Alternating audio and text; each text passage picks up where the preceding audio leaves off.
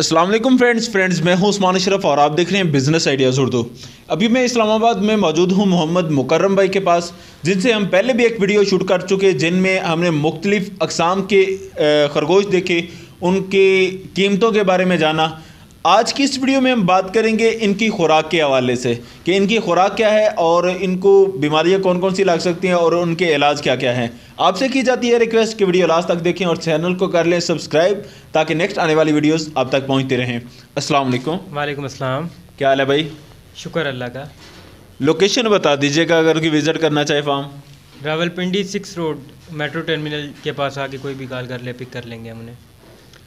मुख्तलिफ़ अक़साम आपने दिखाई हमें पहली वीडियो में और उनकी कीमतें भी बताई। अब हमें ये बता दीजिएगा कि इनकी खुराक क्या है। खुराक अभी जो हम दे रहे हैं वो NARC की फीड दे रहे हैं। NARC ये नेशनल एग्रीकल्चर डिपार्टमेंट है, तो उन्होंने एक रिसर्च की थी रैबिट्स के ऊपर। बेसिकली अंगोरा को पाकिस्तान में लाने वाले वही थे, लेकिन उनसे मतलब एक क्वालिटी उन्होंने भी अपनी चलाई है, लेकिन अभी इंपोर्ट पे लोगों का ज़्यादा रुझान है, तो लोग इंपोर्ट करवा रहे हैं रैबिट्स। तो अच्छी क्वालिटी लेके आना चाह रहे हैं पाकिस्तान के अंदर। फीड वो बनाते हैं NARC वाले, रिसर्च करके उन्होंने अच्छी फीड बनाई है। मतलब कि उसके अंदर 12 से 14 इंग्रेडिएंट उन्होंने मिक्स करके वो बनाई है। उसमें प्रोटीन्स लेवल और इसके आयरन लेवल सब कुछ कंप्लीट है। वो रैबिट के लिए सबसे अच्छी फीड है अभी तक की जो हम यूज़ कर रहे हैं। आप NAR वाली फीड बता रहे हैं, लेकिन हमने आपके फॉर्म पे देखा आप गाजर वगैरह सेब वगैरह भी यूज़ कर रहे हैं, ये क्या? वो एक मतलब एक ही फीड नहीं दे सकते ना। एक मतलब एक इंसान है, वो भी एक चीज़ खा के तो तंग आ जाता है ना। तो इसी तरह रैबिट्स में भी हम एक इनको फीड देते हैं एक टाइम पे गाजर सेब वगैरह ये डाल देते हैं। सही। तो उनसे इनके प्रोटीन वगैरह पूरे रहते हैं। फीड कितनी मिकदार में देते हैं? फीड जैसे कि ये एक बड़ा एनिमल रखा है हमने, इसको तकरीबन आप 150 ग्राम तक डेली का आप दे सकते हैं। सही। 150 ये आराम से कंज्यूम कर लेता है। 150 ग्राम तक। बाकी जो इंग्लिश अंगोरा और छोटी ब्रीड्स हैं उनको 50 से 80 ग्राम तक आप दे सकते हैं फीड। एक ही टाइम पे देनी है फीड। पानी आपने 24 घंटे इनके पास रखना है। ये जो फीड है, अगर रोज़ाना की बात की जाए, एक खरगोश कितने की फीड खा जाता है? कितने की खा जाता है इस तरह का अंदाज़ा नहीं है। देखें 2200 की 40 किलो मिलती है NARC से, तो उसमें से आप 50 ग्राम 60 ग्राम का रेट निकाल लो। जितना वो बनेगा उतना एक रैबिट एक दिन में खाएगा। बाकी आपने वो गाजर और जो डालनी है सेब वगैरह, वो आपके अपने ऊपर है कि आप कितनी मिकदार में उनको डाल सकते हो। यानी खुराक की मद में इनका कोई ज़्यादा खर्चा नहीं है? कुछ भी नहीं है, निगलिजिबल है, बिल्कुल निगलिजिबल है खुराक। अच्छा, उसके अलावा इनका अखराजात होते क्या हैं जिसकी वजह से ये इतने महंगे हो जाते हैं? इम्पोर्ट वहाँ पे भी हमें टैक्स देना पड़ता है, यहाँ पे भी देना पड़ता है। वहाँ से जो हमें एयर फेयर पड़ता है ना, एयर फेयर जिसको बोलते हैं कार्गो। सही। कुछ लोग कार्गो भी बोलते हैं। उसमें कार्गो हमें बहुत एक्सपेंसिव पड़ जाता है, हमें वेट के हिसाब देना पड़ता है कार्गो। सही।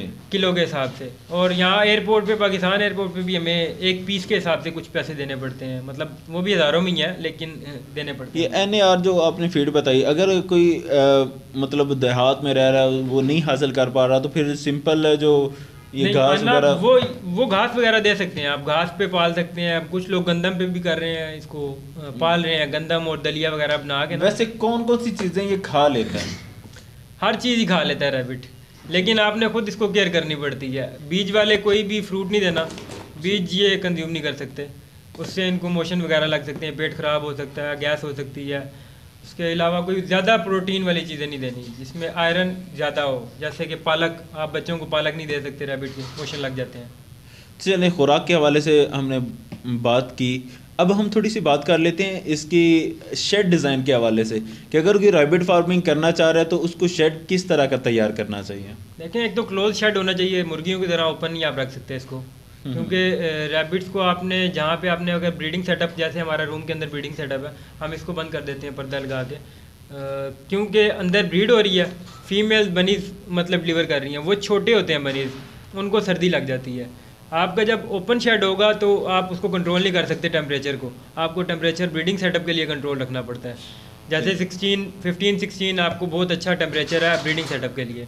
ठीक है, ये तो बात होगी कि टेम्परेचर उनका बरकरार रखना है। यूँ भी तो हो सकता है कि सारी फीमेल्स एक ही जगह खुली छोड़ दी जाएं, आगे कोई पर्दा वगैरह कर दिया। उस तरह मसला है। फीमेल एग्रेसिव होती हैं समटाइम, एक फीमेल एग्रेसिव है, दूसरी एग्रेसिव है, तो वो एक दूसरे के बनीज को मार देती हैं। और फीमेल अग्रेसिव हो, उसको प्रीडेटर का शक हो, तो वो फीमेल जो है अपना बनी को खुद ही खा भी लेती है। अच्छा, सुनने में ये आया है कि ये जो मेल होता है ये बच्चे खा भी जाता है, कुछ ऐसा है? जब आप फीमेल के साथ छोड़ेंगे ना मेल को, तो फीमेल जब बच्चे डिलीवर कर देती है उसके एक वीक तक वो हीट पे रहती है, उसको दोबारा आप मेट करवा सकते हो। उस दौरान अगर वो मेट हो जाती है तो मेल तो बार बार मेटिंग करेगा ना फीमेल के साथ। मेल अगर आप फीमेल के साथ छोड़ दोगे उसने बार बार मेटिंग करनी है। फीमेल ने जब मेट नहीं होना तो इसने देखना है बनीज़ को, इसने बनीज़ को मार देना मेल ने, फिर फीमेल दोबारा से हफ्ते के बाद दोबारा हीट पे आ जाती है। जब बच्चे उससे अलग होते हैं फीमेल से, फिर वो दोबारा मेट हो जाती है। इसलिए मेल्स को आप फीमेल के साथ नहीं रख सकते अगर आपने ब्रीडिंग करवानी है तो। अच्छा, ब्रीडिंग हो गई एक मरतबा, बच्चे आ गए, उसके कितने मंथ बाद या कितने दिनों बाद जो है मेल जो है उसको फीमेल के साथ छोड़ सकते हैं? आपने 35 डेज तक 45 डेज तक बनीज को साथ रखना है माँ के, फिर उससे अलग कर लेना है मदर से इसको, फिर एक वीक देना है फीमेल को अपनी दोबारा ग्रूमिंग के लिए। वो दोबारा ग्रूम हो जाएगी, आप दोबारा उसको वीक के बाद इंशाल्लाह वो दोबारा हीट पे आ जाती है और आप दोबारा मीटिंग स्टार्ट करवा सकते हो उससे। ग्रूमिंग से क्या मुराद ले रहे हैं आप?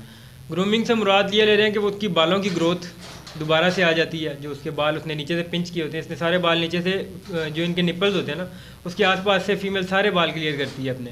तो जब वो बाल क्लियर कर लेती है अपने, फिर दोबारा भी तो ग्रो होने होते हैं ना बाल, उसको ग्रोइंग के लिए आप टाइम देते हैं। ब्रीडिंग के एक मंथ बाद ये बच्चे निकालती है? 29 इनका गेस्टेशन पीरियड जो है वो 28 से 31 डेज होता है। इस दौरान 3 दिनों में ये कभी भी डिलीवर कर देती हैं। सही।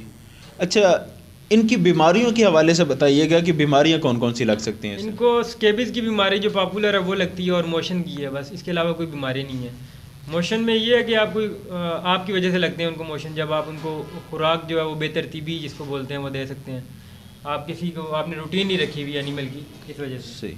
बकरियां वगैरह जो हैं उनके बारे में कहा जाता है कि अगर उनके पाँव को पानी लग जाए तो वो बीमारी ही है, बीमारी शुरू हो जाती है। इसका क्या सीन है? पानी बर्दाश्त कर लेता है या किस तरह केयर करता है? में ऐसा कोई इशू नहीं आया आज तक हमारे नज़रिए के मुताबिक जो है ना। सिर्फ इसको एक मोशन और स्केबिस 2 बीमारियां हैं, बाकी इसमें कोई बीमारी नहीं है। सही। अच्छा, का भी इलाज है, उससे रैबिट मरता नहीं है। इनका वैक्सीनेशन शेड्यूल बता दीजिएगा। वैक्सीनेशन उनकी होती है जिसमें कोई बीमारी हो पहले। सही। रैबिट में आज तक कोई बीमारी नहीं आई, तो इसके लिए इसकी कोई वैक्सीनेशन। मुर्गियों का तो मतलब बीमारी आने से पहले ही सारा वैक्सीनेशन शेड्यूल बनाया होता है। मुर्गियों की हिस्ट्री देखें उसमें पहले बीमारी है। सही। रैबिट की हिस्ट्री देखें उसके अंदर बीमारी नहीं है, तो इसके लिए इसकी वैक्सीनेशन नहीं है।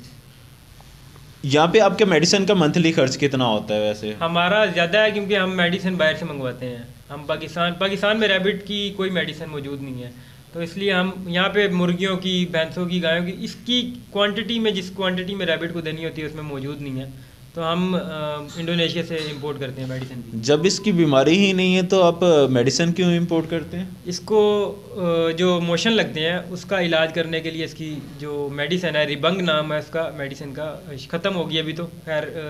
इस 30 को भाई ने आना है वापस, तो वो साथ लेके आएगा मेडिसिन। अभी 3 दिन हुए हमारा शिपमेंट पहुंचा यहाँ पाकिस्तान।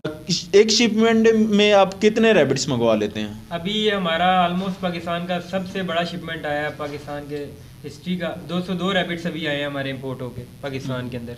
अभी ये बाकी कुछ बच गए हैं, अभी सेल हुए हैं। कुछ पीसीज अभी हैं जो लोग आके अभी अपने ले जाएंगे, बुकड हैं जो। अगर कोई और मंगवाना चाहता है तो कम से कम वो कितने मंगवाएगा तो उसे बारे में पढ़ेंगे? देखें, आपका 100 kg तक अगर वेट है ना, आपके रैबिट 20 या 25 है, उनका 100 kg प्लस वेट नहीं है। 100 kg से नीचे होगा तो रेट अलग लगेगा, 100 kg से अबव होगा तो रेट अच्छा लग जाएगा आपको। वेट के हिसाब से आपको वहाँ कार्गो पे करना पड़ता है। एनिमल इतना महंगा नहीं है वहाँ पे, वहाँ से हमें जो कार्गो पड़ता है वो एक्सपेंसिव पड़ता है हमें। तो जी फ्रेंड्स, बहुत सारी मालूमात आज की इस वीडियो में क्लियर की गई। उम्मीद है कि आपको ये वीडियो पसंद आई होगी, और अगर आप इन रैबिट की नस्लों के बारे में जानना चाहते हैं या इनकी कीमतों के बारे में जानना चाहते हैं तो ये वीडियो के लास्ट में एक लिंक आ रहा होगा, इस पर क्लिक करके आप वो पहली वीडियो भी देख सकते हैं। वीडियो पसंद आए तो इसे लाइक, शेयर, कमेंट ज़रूर कर दें। चैनल को करें सब्सक्राइब ताकि नेक्स्ट आने वाली वीडियोज़ आप तक पहुँचते रहें। जज़ाकल्लाह, अस्सलाम वालेकुम। तो जी फ्रेंड्स, पहले आप ये देख लें, मुख्तलिफ़ किस्म के रैबिट्स हैं। ये गाजर खा रहा है, बहुत ही खूबसूरत जानवर हैं यहाँ पे। ये आप देख सकते हैं, ये नई नस्लें, नई अक़साम। देखें जी, ये देखिए कितना बड़ा रैबिट है, माशाल्लाह, ये तो पूरा बकरे की तरह लग रहा है। ये देखें जी इंग्लिश रैबिट, और इस साइड पे भी